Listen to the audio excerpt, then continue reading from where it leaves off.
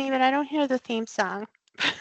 Darn it! I was just gonna ask who is pumped. I'm like pumped, and back in the green room, they all said you could hear the audio. So now I'm like, oh no, is the audio not coming through? But okay, all right. Oh, Kaylee heard it. Kaylee Okay. heard it. Okay, It's just so you, it's Rhoda. just me. It's sorry. Yeah. All good. I'm pumped. All right, everyone else ready to go? We like to play that at the beginning, at least to just give people time to trickle in, but also because it's super cool. But welcome. If you're here, you're at the last, technically speaking, from Jabra of the year, because we are taking a break next month, much earned, and it's holidays and end of year, so no one would be there anyway, right? But thank you for joining us today. It's great to see so many of you still trickling in here, so I'll do a little bit of tap dancing while we fill in the numbers. But I will be your host today, and as it turns out, I will also be your presenter today. And even though I chose two different pictures to differentiate those two different roles, I will try to not do a split personality thing here. We'll try to maintain a certain level of sanity throughout. So let's go ahead and jump into some of our housekeeping. All right. If you've been here before, and I do see some returning names, thanks for coming back. I'm glad this was useful to you guys in the past. It's great to have you back here. But for those that haven't, welcome. Awesome to have new faces, new people on. Let's set the table for what we mean by unwebinar and kind of how we run these things. So unwebinar, as you can imagine, is the anti-webinar, right? So post-COVID, I think a lot of people started to get the whole feeling of I'm on webinars and meetings all day long. That's all I ever do. I'm getting tired of it. And they kind of just felt like, okay, I'm being talked at all day. And so the idea of an on-webinar is it's meant to be a lot more of an engaging back and forth experience than just us presenting information to you and it being a one-way track. This is meant to be interactive. So what we will encourage you to do, if you are comfortable and you want to, we will encourage you, flip those cameras on. Don't be shy. We love to have the face-to-face interaction there. You are muted by default, not because we don't want to hear what you have to say, but because we're just saving you from, the embarrassing things that people often have when they don't realize they're not muted. But when you want to ask a question or jump in with commentary, maybe you want to poke fun at me, whatever the case is, throw your hand up in Teams. We will unmute you and let the questions roll. We'll also be fielding the chat area as well as the Q&A app. We've heard that some in the past are not able to throw questions in the chat and they have to use Q&A. So we'll watch both of those if questions come through. And then someone from my team, if I don't see it, will interrupt me with pleasure, I'm sure, and we'll field the question at that point. But those are the things. We want it to be back and forth. It's a chance for you to get to know us, for you to kind of meet the technical resources you've got here at Jabra, for us to get to know you. So please feel free, feel comfortable if you are to flip on cameras and raise your hand to ask questions. Then on the giveaway side of things, we'll be giving away, I think these are the right devices. Whatever the case is, you can't go wrong with winning a hybrid bundle from us. But we got the Speak 275 and the PanaCast 20 camera on screen here. So these will give away a bundle. We're not giving it away during the event because we use the attendance report afterwards for our random drawing. So if you are here, congratulations, you are in the drawing. We're not giving credit to those people that registered and didn't show up. It's all about you guys. So thanks for being here.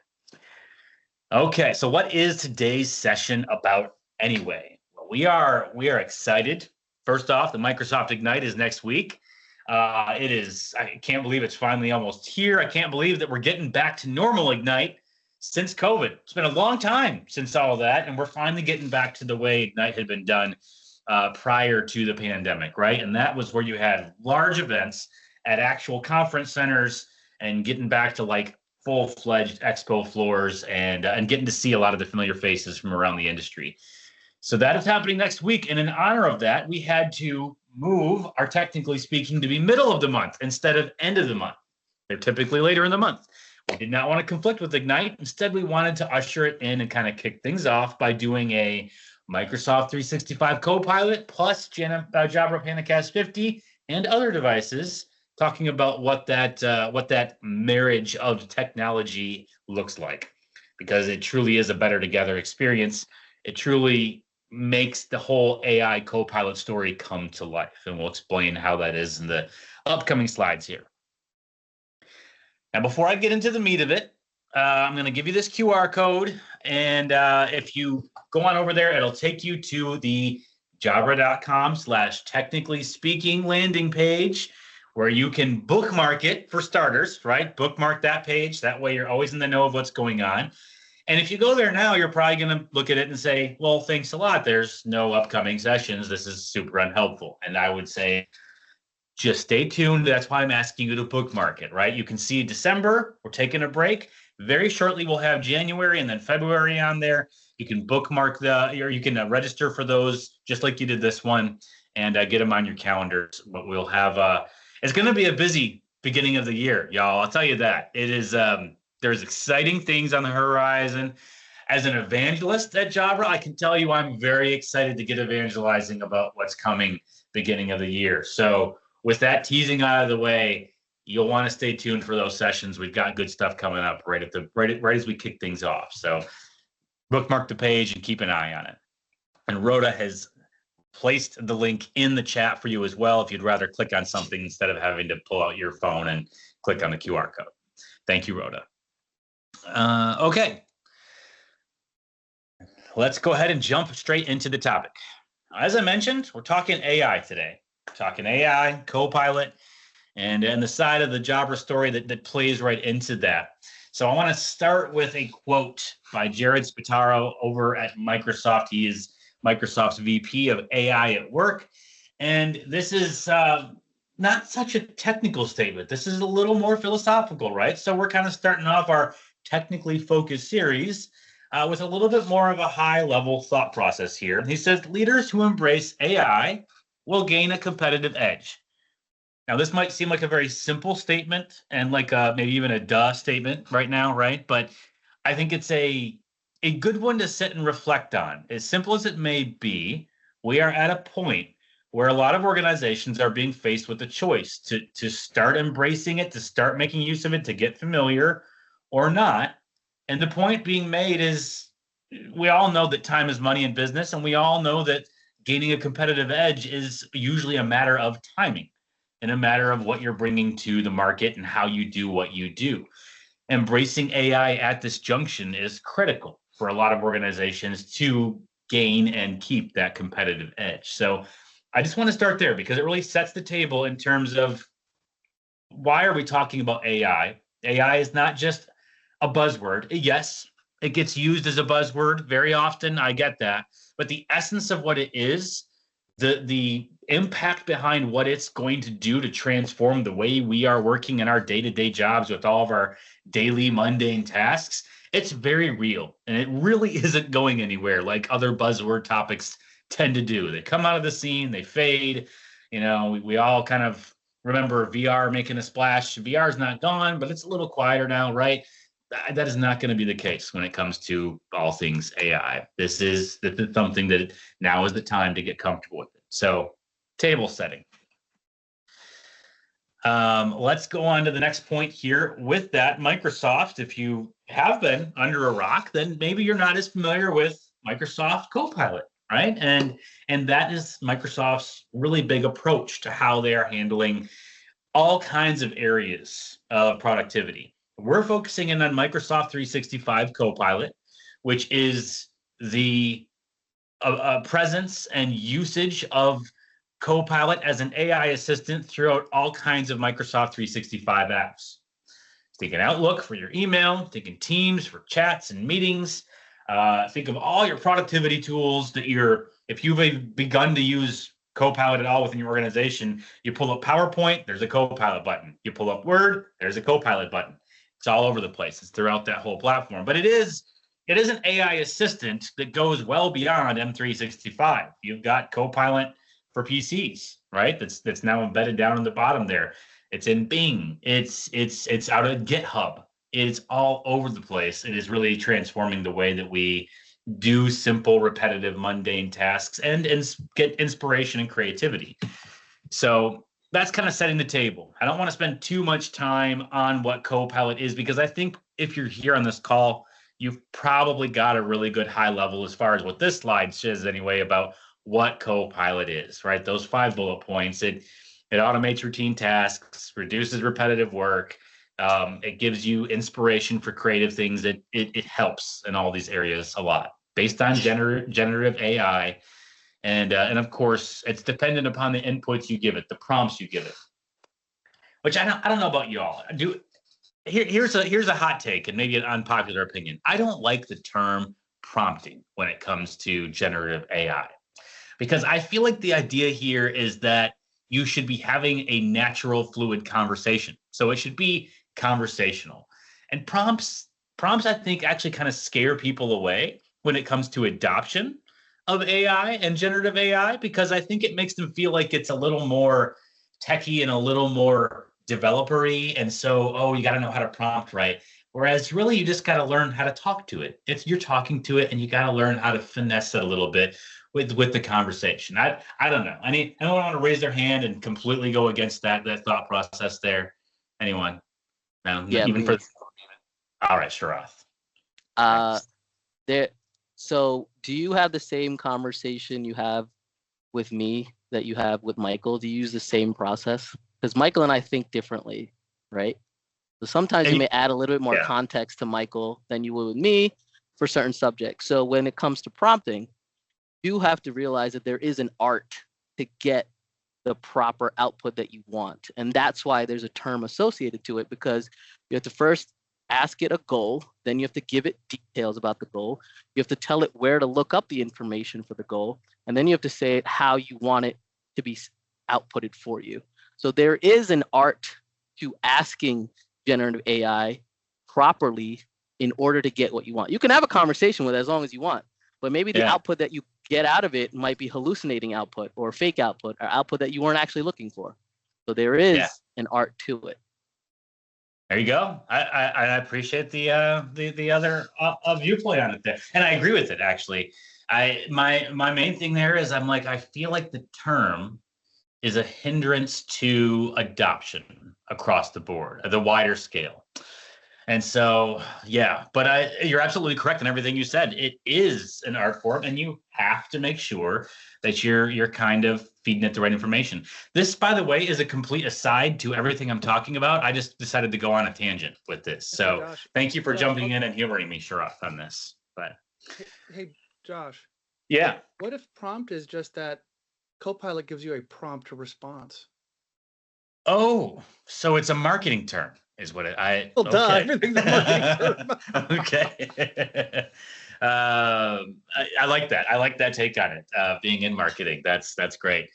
But at any rate, that's the deal, right? You communicate with Copilot, you have a conversation with it, and there are specific ways to have that conversation that'll make you more successful in your efforts than others. So, thank you for the input, Sharath, and even the marketing piece there, Michael. That's now I'm thinking deep beyond that. All right.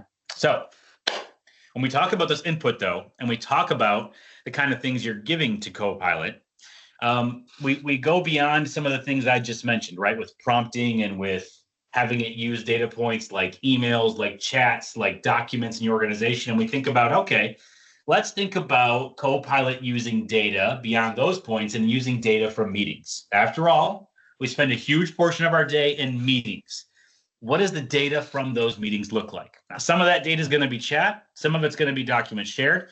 But a huge part of the data that you should be able to use from those meetings is what was said, right? The words that were spoken, and not just the words that were spoken, but who spoke the words, who was mentioned in those words. And so a lot of other things become very important beyond the accuracy and specificity of your prompts. Now you want to make sure that you're taking into consideration the information, the data you're feeding Copilot through the devices you use. Accuracy becomes front and center in this conversation, right? Now it goes beyond, am I saying the right things? Am I doing the right? Now it becomes, is Copilot going to be able to get a very clear, accurate picture of what transpired in that meeting to now give me accurate outcomes? So let's take a little example. Little things can change change the output in a big way. As you see here, AI output generated from inaccurate input creates misunderstandings, and it can be simple things. If you say these things out loud, you say 40 days.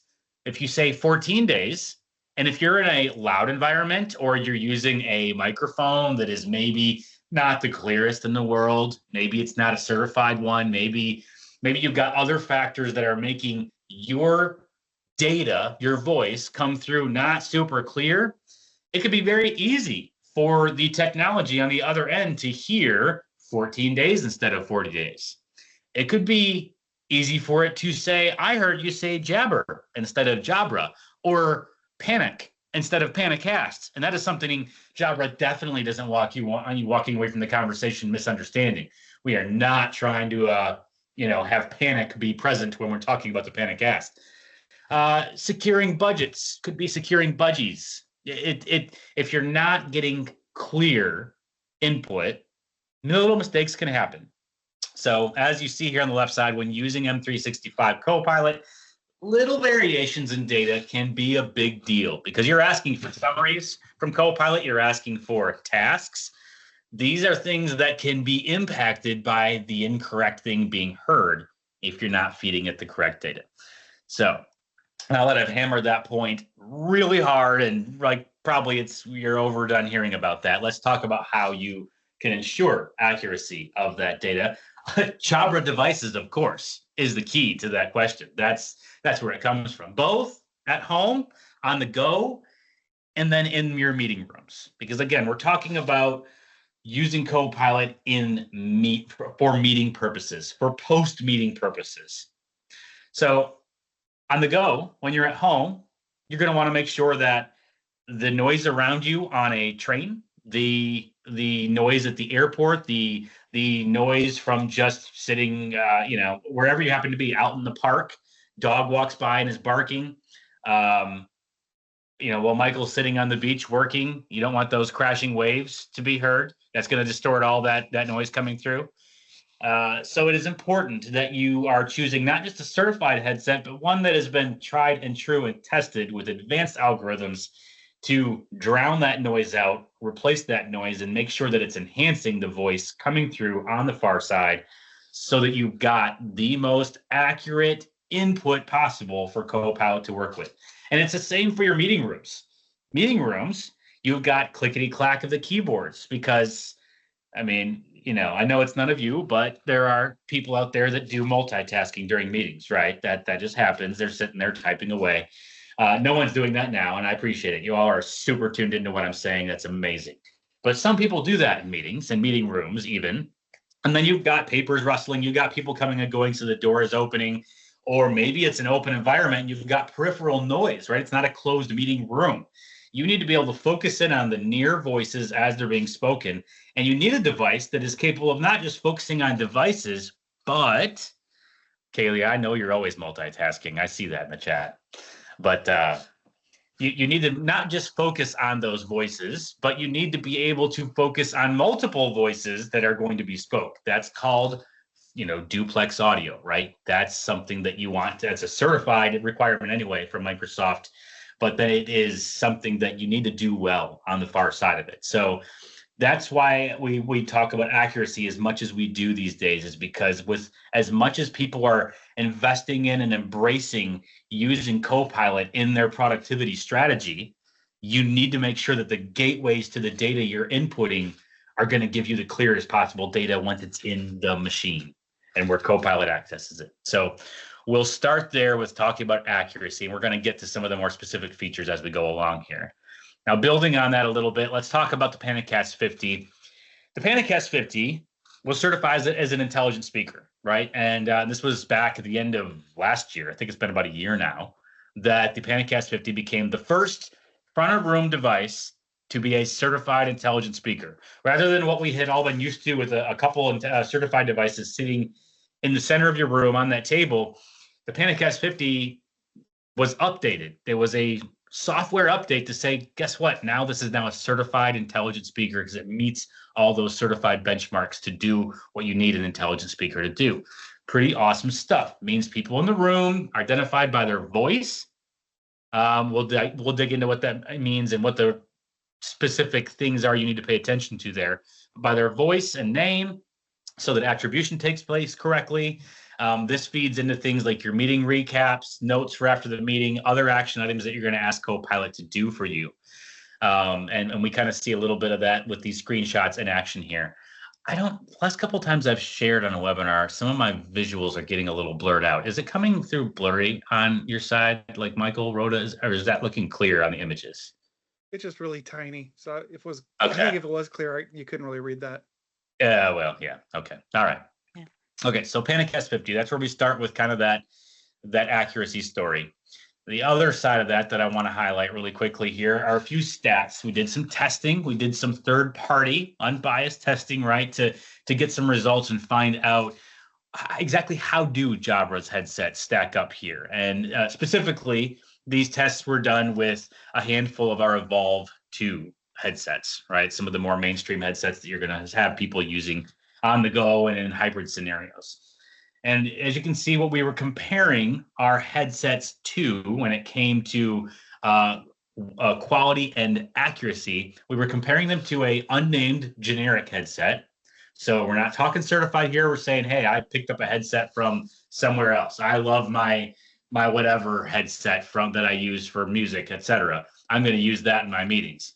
So we use a generic headset in there, and then we used a leading consumer earbuds because I know that maybe even some of you do it, but I know you see it on meetings. There's always that person or 7 that is on camera with little buds hanging out their ears, right? You know darn well those aren't certified for Microsoft Teams. And maybe they're doing an okay job for them hearing things on their side and for them hearing music, all the multi-purpose reasons that they're using those buds. But there can be problems that come with that. They don't meet certain certification benchmarks for a reason. And one of those things would be the level of quality and accuracy that you have come out of that. So you can see that it's a progressive journey from your generic headset to the leading consumer buds all the way down to Jabra headsets. The bottom line here is, at the end of the day, using one of our Evolve 2 or Engage line of headsets, you had super high levels of accuracy in a quiet and sort of noisy and very noisy background. When you're using the Jabra headsets, you lost some of that. It dropped off for the earbuds, and it's hugely dropped off for earbuds when you got into the very noisy environment. And then a generic headset, it was just, forget about it, right? That's the deal there. Sharath, how was that accent on the forget about it? You're from that area. Was that even close? Was it? Yeah, no? a little. Yeah, We got to work on it. I'll work on it. Thanks. Okay, so that's where we're going with accuracy, everyone. We're starting with talking about accuracy. Now we're going to pivot to the features. But hopefully, I just came off of GITEX a few weeks back out in Dubai, and we had a section of our booth where we were flat out just demonstrating accuracy. Again, generic headset versus Jabra. We were showcasing what it was like inside of a public transportation system like the train or whatever. But we had 2 screens up there, and it would output predetermined text that someone read off, and they read it off into 2 mics, one of them a Jabra mic, one the generic headset mic, and you could see in real time the huge difference in accuracy that came through on the system on the back end. It wasn't Copilot that we were spitting it into. It was a more generic transcription-based system. But it was the point that the system doing transcription needs that accuracy to give you accurate output. And it was really cool to see it happen in real time. But point driven home, I hope. Moving on. Let's talk a bit about what's that? Jason put his hand up. We got a question. Oh, Andy's on camera. Awesome. Yeah. Jason, thanks for being here. Do we have you unmuted? Let's get him unmuted. I'm working on it. And allow mic. Okay. All right. You can now unmute yourself. Yeah, no, disregard I hit the wrong button. Sorry, user error. So my apologies. So no question? Nope, no question. I'm good. But it's so good to see you, and thanks for being here. And yeah, thanks for being on, Michael. So Appreciate it. But I'm judging that. I'm guessing by the fact that since there was no question, I'm killing it, and y'all are like in lockstep with me on these points. So that's awesome. Let's talk a bit about PanaCast 50 here and some of the more recent innovations that are right in there with Copilot. Now, my focus on this conversation is that beautiful relationship that exists with a PanaCast 50 up front, Copilot on the back end using that data. But there are a number of other things that we should call out, just as a little refresher before we dig into these two main points. And the two main points are that first circle we see there, intelligent speaker and people recognition in conjunction with multi-stream dynamic composition.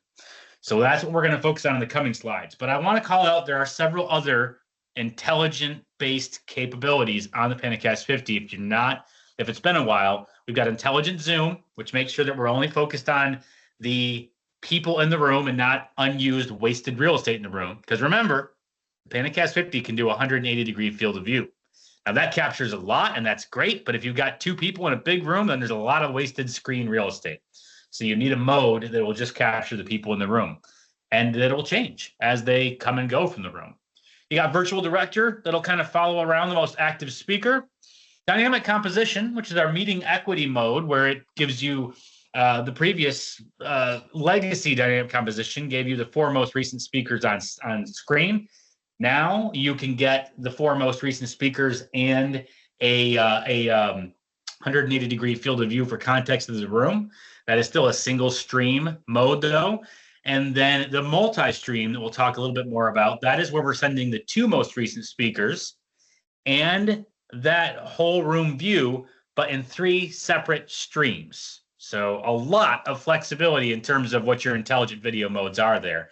And that last one is kind of key. We'll get to that in a moment.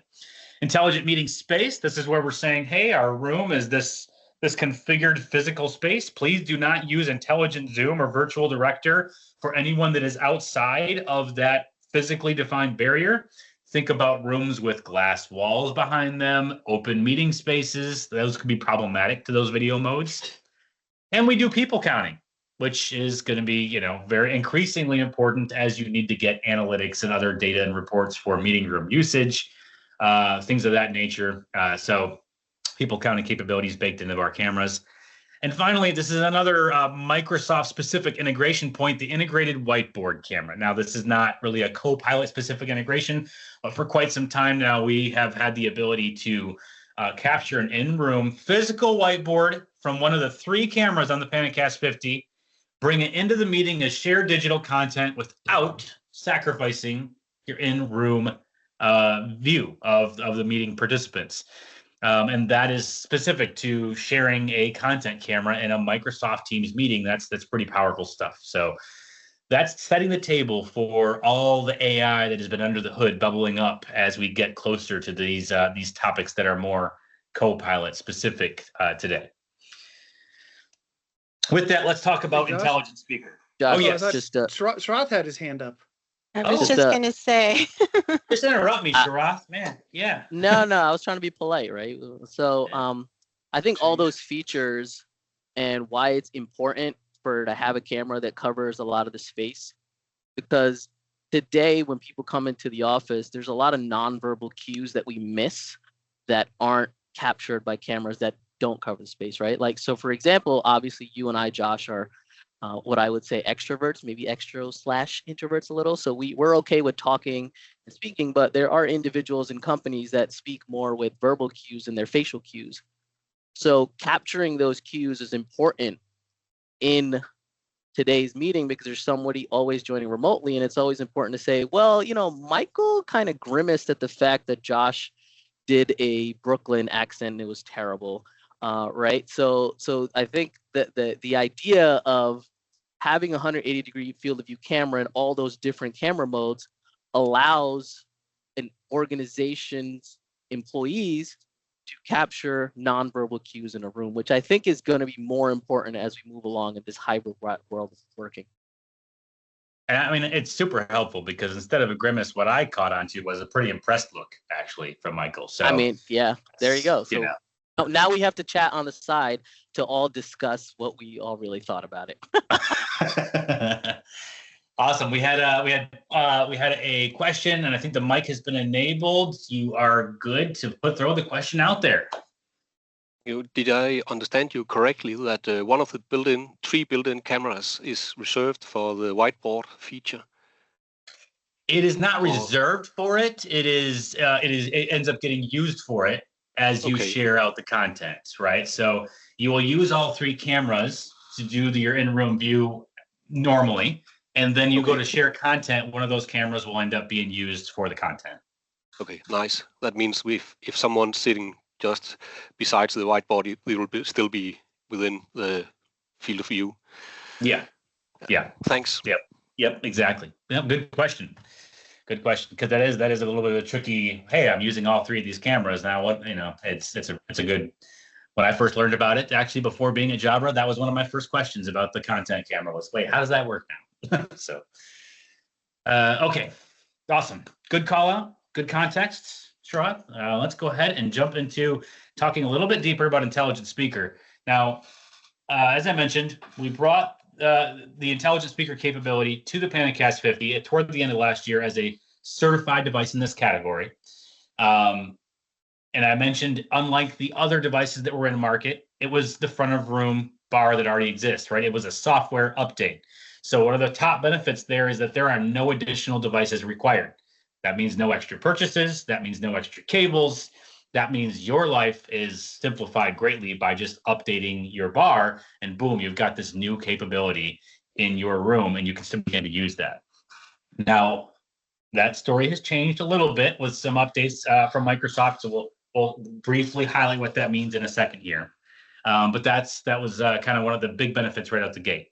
That second point there, what it does is it identifies speakers in the room by their voice, and I meant to take off FacePrint there. Primarily because we're talking about voice right now, and secondarily, Michael said FacePrint makes him cringe. So this is all about the voice when it comes to intelligent speaker.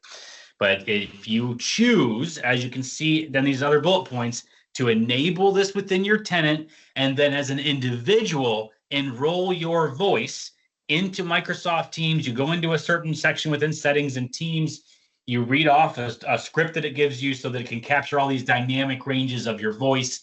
Capture that, makes a voice print, if you will. Is that cringe, Michael, or can we say voice print? That's okay. All right. Yes, that one's okay. All right, just not face print. Got it. I was thinking the way I described it, I usually go with biometric voice print, which is longer and nerdier, so voice print is better. It is nerdier, I'll give you that. But okay, yes. Voice profile. So you opt in, you create it. And the important thing there is it's an opt-in situation. If you go look at the facts out at Microsoft's website for this, people may even ask, well, okay, I've opted in, but how long is my voice going to be stored? If you don't use the feature at all within a year of you having done it, the voice profile gets removed. Okay, so that the data isn't permanently just kept on file, and the data is fully under your control. So you can go in and remove it when you want to. You can change it.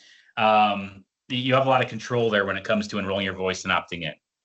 And then, of course, the whole point of doing this is so that not only can you be recognized in the meeting and, oh, hey, now we know who this person is, we can attribute the spoken words to them. You got meeting recaps, you've got, Copilot actions, summaries, things that are going to be done afterwards to know who was the one speaking and doing that, instead of saying, oh, participant 3 within meeting room awesome said this. You now know, Rhoda said that. Perfect. Thank you, intelligent speaker functionality. Now Copilot has this enriched data to work with. So that's why intelligent speaker is important to that whole story. And the image on the left there is kind of the screenshot of what you see when you go in to enroll your voice. You start recording it, you read off that script, and you're off to the races. Okay, Yep. I do want to add in that is the exact same place you go to set up voice isolation within Teams. So if you've already set up voice isolation, which is a thing where if you're in a busy cubicle, no other voice gets passed on through Teams to remote people because it knows your voice and throws the other ones away. So you kind of get a double benefit by setting this up. 1, you get voice isolation, and 2, for conference rooms that are configured with intelligent speaker, you're good to go. Yep. Very good call. Very good call. This is there's a lot happening in that section within the settings. So perfect. And, it's a great thing if you're an organization that is thinking, hey, we're going to adopt Copilot as part of our strategy en masse. We want this to be utilized heavily throughout our organization.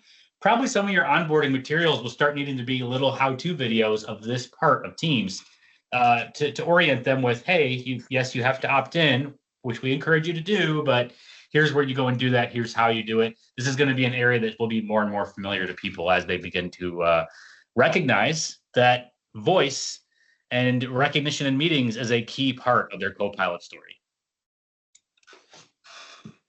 A couple notes on Intelligent Speaker. So there's no official limit on the invitees to a meeting there, but Intelligent Speaker is only going to be present in the meeting if the meeting's got up to 20 attendees with voice enrollment, right? So there is a cutoff there. I misspelled enrollment. That's great. But yeah, so there's the limit there. If you're wondering, well, how far can we push this? How big can we push this? And as you'll notice in the third bullet point, the recommendation from Microsoft is that this is better suited for those medium-sized rooms, preferably 8 to 10 users, which is quite a bit below that 20 user limit, right? So you've got limits to work on, but when you're thinking about that ideal space for this to work well, it's that size room. So keep that in mind as you're thinking about using this feature and plotting it out. If you end up having troubles, right? If you end up saying, okay, I'm not getting identified well in meetings, that's just not here, it's identifying me here, but other times I'm not getting identified. There is a recommendation in Microsoft's documentation to go out and you might need to re-enroll your voice at that point, try to get a clearer recording in there, and that might help with future identification issues. Now, I alluded to this last point earlier, and I want to spend a little bit of extra time on there. You can see I've put some bolded words. I've done some underlining to really underscore the point that is being made. Microsoft, to be more equitable, right, and make sure all rooms are equipped with this functionality, because at the end of the day, this really is a equitable feature. You want it to be available as many places as you can. So Microsoft has enabled pretty much any certified Teams room to be able to do this. Teams rooms on Windows, right? To be able to be a certified intelligent speaker equipped room, which you'll have more cloud-based processing happening at that point. They'll take the audio from the room as it is. They'll do that processing at the cloud level. And now you've got still intelligent speaker capabilities in those rooms to identify people. If you look at their documentation, though, and you look at their recommendations, they do strongly recommend, as there is still a certified category for this, that if you want the best experiences and the most accurate outcomes, you will still want to make sure you are searching for a certified solution in that space. It's great that it's present across the board. It's especially great for those organizations that have recent investments, right? They don't want to rip and replace or have to go back to the drawing board already. So it's present there now. But if you are designing and thinking of a solution going forward, it is recommended for accuracy, et cetera, that you go with a certified approach. Hey, Josh, can I jump in really quickly? Since technically speaking, I'm going to get a tad technical. I was hoping you would there. It's not super technical, but any Teams Room certified device or microphone, like Josh said, will send the data, the audio to Microsoft in a single audio stream. Certified intelligent speakers can send up to 7 simultaneous audio streams. So ostensibly what happens, and not exactly, but close, let's not pick nits here, is if people are roughly scattered around a desk, each one will roughly get a dedicated microphone. So up to 7 audio streams if there's 7 people, so that on the back end, it's a lot easier for Microsoft to go, hey, look, we tagged this as Michael's voice. This other stream is Josh. This other stream is Rhoda. And then they can spend more time on the speech to text than if 2 or 3 people talk at the same time. It's like a spaghetti coming in from a single stream that they have to peel it apart and then try in near real time to identify it. So that's one of the things that a certified intelligent speaker does that an uncertified one cannot. Great call out. Yeah. I was hoping you had extra context on that last point there. So that's perfect. Okay. So this kind of brings us to the end of our focus on intelligent speaker. But before I move on, we're getting questions in the chat. We've already had, a couple of unmute. That's awesome. Any other questions that people want to throw out there before I move on to talk about multi-stream and people recognition? No? All right. Good stuff. Really, I was just giving myself a moment to take a little bit of a breather before moving along. But if there are no questions, we'll move on to the next slide here. Multi-stream, dynamic comp, and people recognition. A big thank you to Victoria and Parker, who I stole this image from their previous presentation and didn't ask for permission. So thank you guys for making that.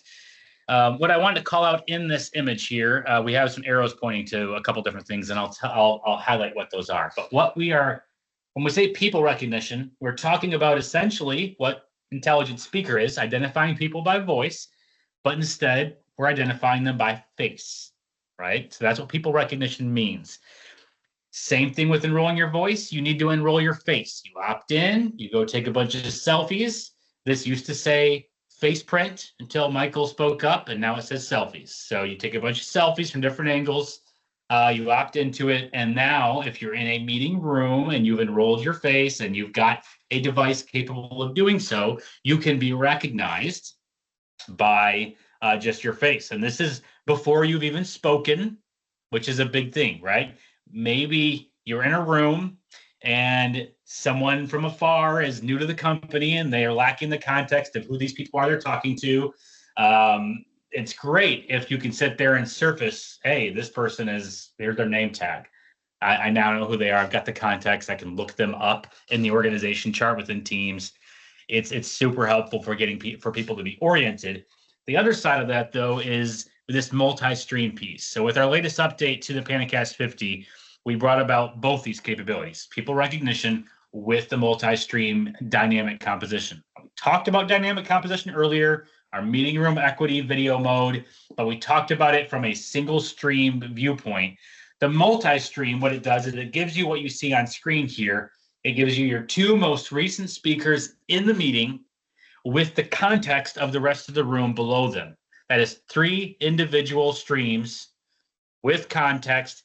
Microsoft Teams in the cloud is receiving 3 streams to be able to use that within a teleframe and provide the most optimal view for people on the far end, right? What's really cool when you combine multi-stream dynamic comp, though, is that typically, even with multiple streams, you're going to get people in that room that are identified as participant 1, participant 2, within that meeting room. Because, great, we've got multiple streams, but we still just know it's someone in the room. Even if that person hasn't spoken, if they have their face enrolled and they're in a room like this, that individual stream, even though it's coming from the room, which the room name is up top here. So we get the context of, great, this is all coming from a room, but this individual person, here's their name. Here's who this is. It's not participant 1, it's not participant 2, it's not blank. We know exactly who that person is because of this enrollment. And this is powerful because, again, this is data that is being fed to the underlying systems within the Microsoft 365 ecosystem, and Copilot's got more context to now use for who said what, who did what are the actions that are going to follow. This is huge, right? And that's why I put the big, all caps words up top or on the bottom here, context galore, because context is everything. When you are in a distributed workforce and you're just trying to get your bearings in a meeting, you're trying to make sure that your meeting can be as effective and productive as it can in real time, not having to worry about the post-meeting information because, hey, that's what Copilot's there for, right? It's there to help you gather all this stuff in real time so that you can then use the data and information after the fact. So Hey, Josh. We have a question. Yeah, Art has Yeah. a question. Yeah, it just this voice recognition, this facial recognition just kind of pops into my mind, the idea of security. Is that voice print or are those biometrics stored anywhere, or you're just putting together algorithms based on what you've captured? I'll take that, Josh. Good. So the voice and video data, there's a lot that you raise a bigger point. One, is this legal to turn on in your jurisdiction, in your country, in your organization? So you may not have it. And two, end users ultimately have the final say, barring a few job roles where it might be required. Think of a regulated user who already has all their phone calls recorded, has, for regulatory reasons. Where is the data stored? It is stored inside your Microsoft Exchange substrate, so essentially in your mailbox. So the information is tied to your user account. Microsoft has finally fixed it that administrators cannot export the face and voice, though the end user can for some weird GDPR reason. So end users can export their data. What you're going to do with it, I have no idea, but GDPR says so, so you can. Probably one end user, the ability to export all your content is probably where it falls under. And then other things, we Jabra or the other ones never get access to that. We just send streams to Microsoft, and on the back end, they compare the biometrics with the streams they get. And I thought there was one more point I wanted to say, biometrics, substrate. Oh, it does not work cross-tenant. So let's say my face is registered, which it is at jabra.com, and I go to a meeting in your office with an MTR on your domain. I will not be recognized because that would mean my face and voice would have to travel from the Jabra boundaries into your tenant boundary. And Microsoft doesn't allow biometrics to transfer across tenant borders. Yeah.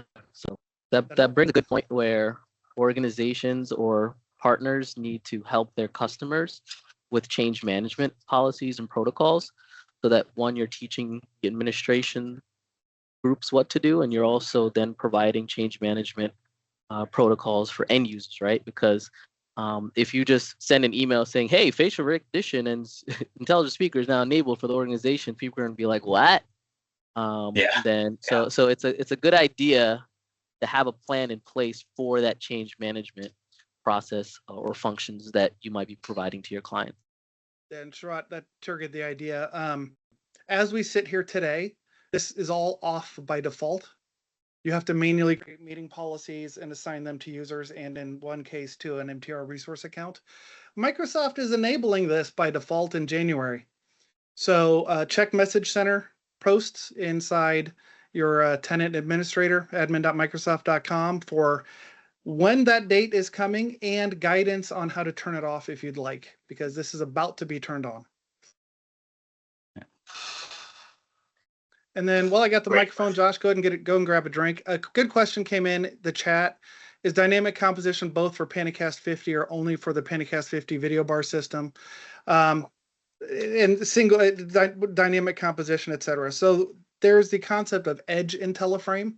So what you see here on that image is multi-stream IntelliFrame, where we work with Microsoft to deliver this experience.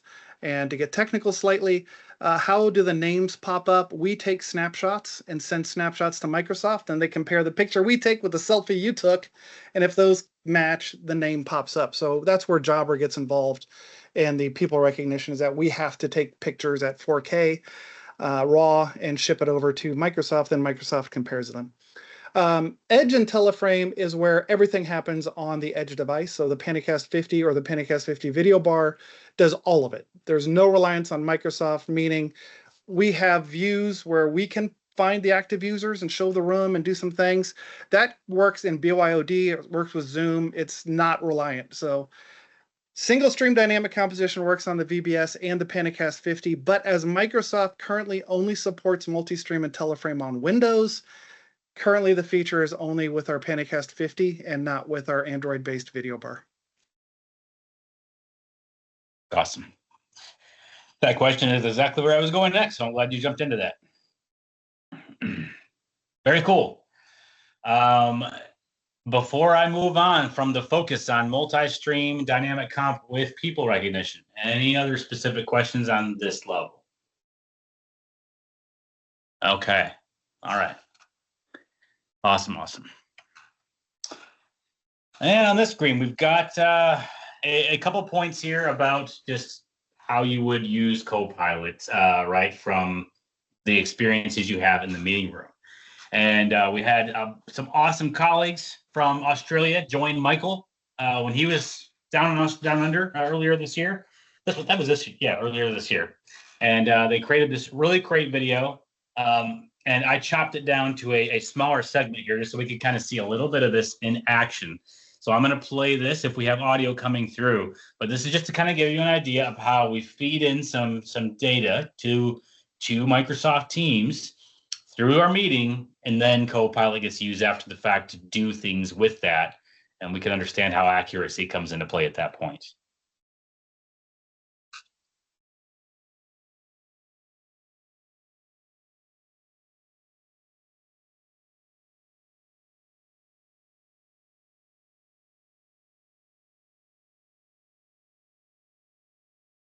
It might just be me, but I can't hear anything. We'll figure it out later.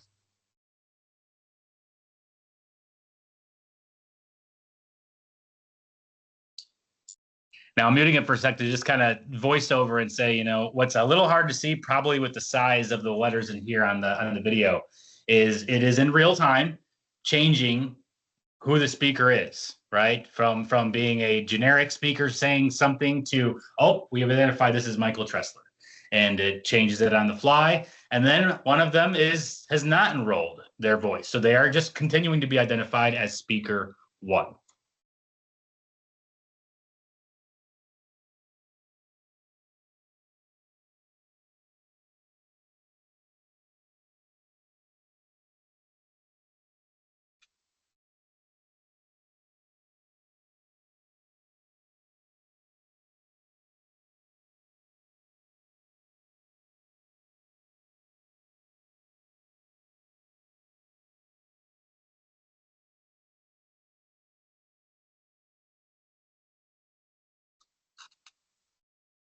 So I just really wanted to kind of share that little chopped up clip. It's a longer video with more context, and it's a really good demo of exactly how this works during the meeting and exactly how powerful and valuable it can be after the meeting with Copilot in the mix.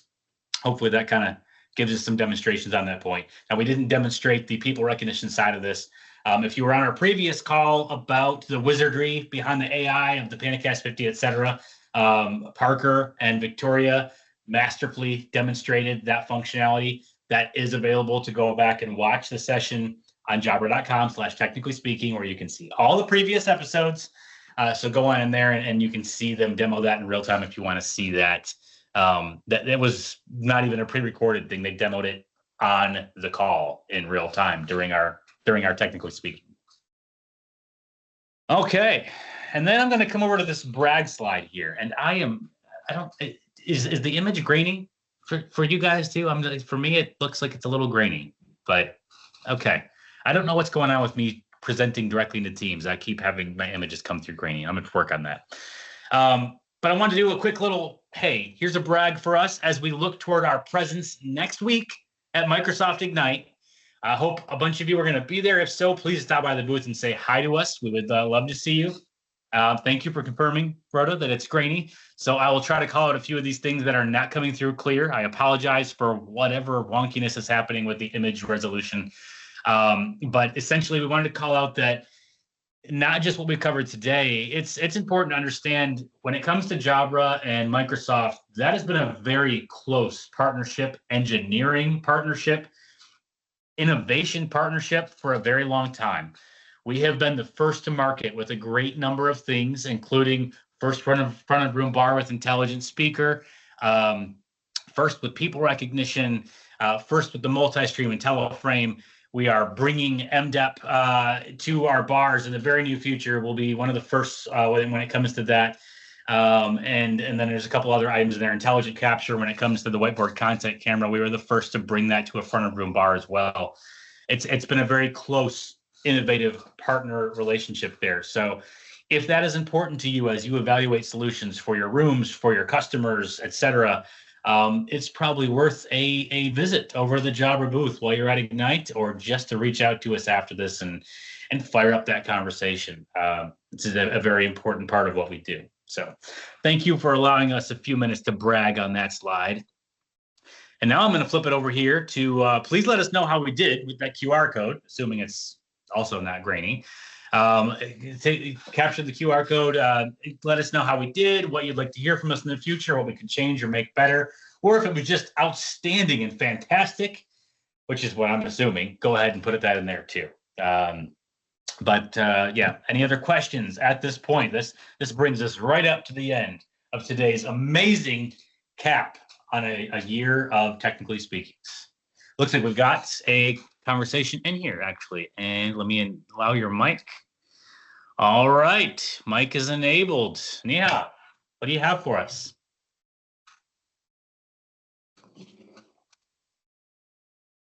I still show you muted. You are enabled, but you have to unmute. Oh, I'll just keep on going. Thank you, Joshua and the team. The presentation was great, great information. Have you guys thought of doing a live demo for us? Like how it's used, a different way of using it, the different scenario? That would be really helpful. Are you talking about specifically the Copilot piece or the intelligent speaker and facial recognition components? Well, you know what? I've just the Copilot, right? But obviously there is more with it. Some might be more interested in another part, but just wondering, just the live demo of Copilot and the uses of it. Yeah, Josh, that would be... if you're coming to Microsoft Ignite, I'm doing that. I don't know what the link is off the top of my head, but send me an IM if you're heading to Ignite. Alternately, we've done it several times live. I've done it in some private partner things. We did it live on stage in Sydney, Bangalore. I'm not trying to name press, but several cities throughout Asia. We did an Asian tour.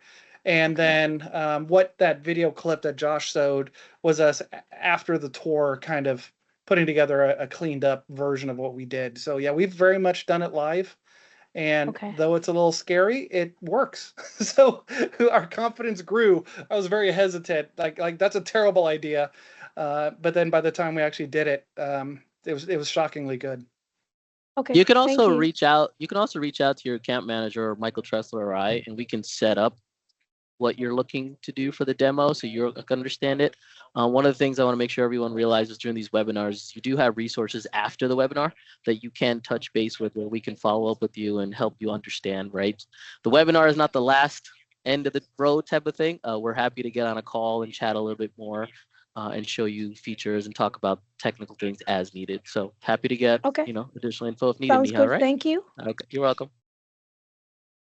Yeah, but to Michael's point again, I think what you're doing at Ignite will be on a via Teams webinar as well. So if you're not going to be at Ignite, see it in person, I believe we will have a link for you to sign up and watch that live. And I assume we'll have some other cool collaborations in the not too distant future here. Amanda Stewart from Microsoft has graciously offered to jump in and assist with some of that too. So that'd be fun. Very cool. Michael's got a little article out there. The greatest white paper on intelligent speaker.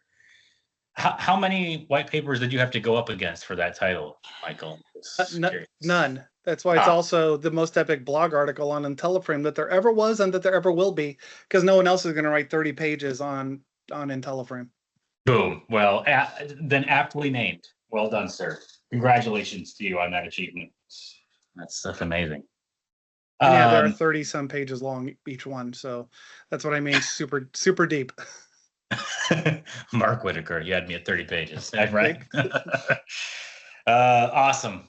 Okay, if we got no other questions, thank you again for helping us essentially ring in the new year with the last Technically Speaking, because this is the last one before it. So thanks for being here. Keep an eye on that landing page. We will be putting January, February out pretty soon. And keep an eye on the email that you registered with, because that's where you will find out if you won today's bundle or not. Thank you all. And hopefully we'll see you at Ignite, and enjoy the rest of 2024.